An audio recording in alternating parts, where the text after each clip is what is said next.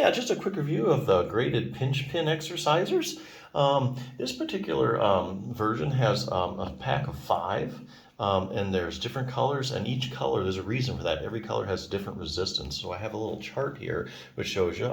You start out with like a yellow, that's 1 pound, red is 2 pounds, 4 pounds for the green, 6 for the blue, and then 8 for the black. So that's really important, because if you gave you just one clip and you're going to be pinching it. So this, first of all, starting out, this mainly will increase the strength of the muscles that pinch your fingers together. And you can also use it for your thumb and pinch for your thumb together. So get a little bit of exercise for your thumb as well. These are mainly to improve your pinch strength. Really important to have a set of them instead of just one, and I'll tell you why. Because the only way muscles get stronger is through progressive resistance. Okay, so that means, like, let's say you picked up the yellow one, the lightest one, and you just had that one to work with, and you pinched it, and you could pinch it like 20 times. And you did that this week, and then next week you continue to pinch it 20 times, and the week after. You're not really going to get any stronger, okay? Because what you need to do is the muscle's like, hey, I don't need to get any stronger. I can already pinch that thing 20 times. Nobody's asking me to do anything more than that. So I don't have to lay down more muscle tissue or get any bigger or stronger because I don't need to. So it's an efficiency thing in your body.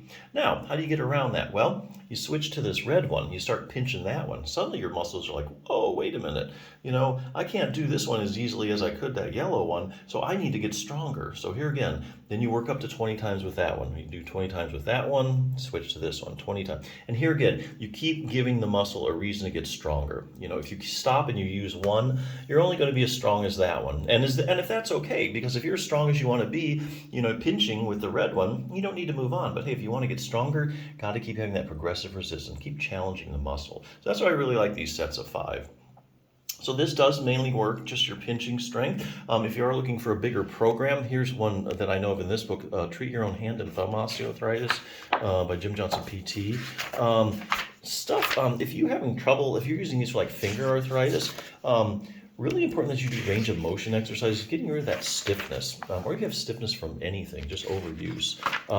You should be doing range of motion exercises. If you go to like any hand therapist or occupational therapy, and you see them for your hand problems, they're most likely going to have you do range of motion exercises. There's a reason for that. A lot of people don't know this, but the little joints in your fingers are synovial joints, and they have synovial fluid in them. Now, synovial fluid floats around, coats the joints, and brings nutrition to the articular cartilage.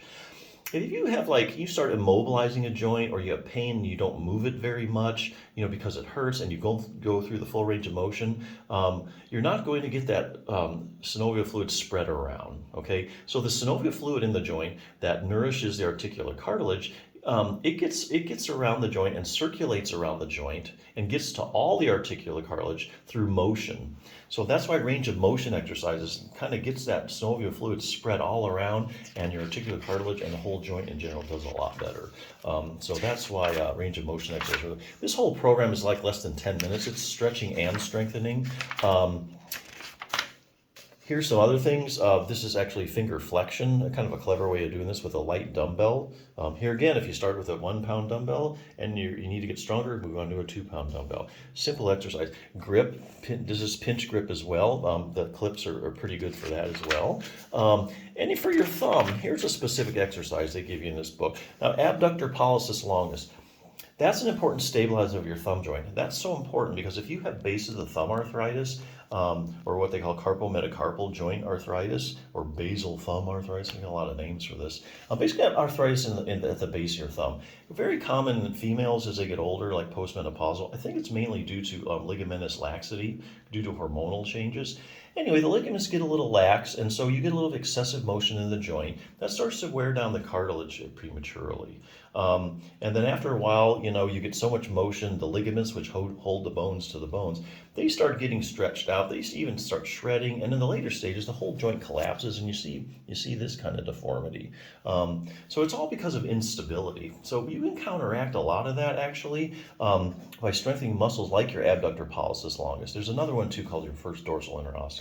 But anyway, so this is one muscle that you can strengthen, use progressive resistance, and there's a lot you can actually do about that. But there's a good little program if you need more to work with. But yeah, if you're just looking for pinch strength, hey, this is a great set, so definitely check it out.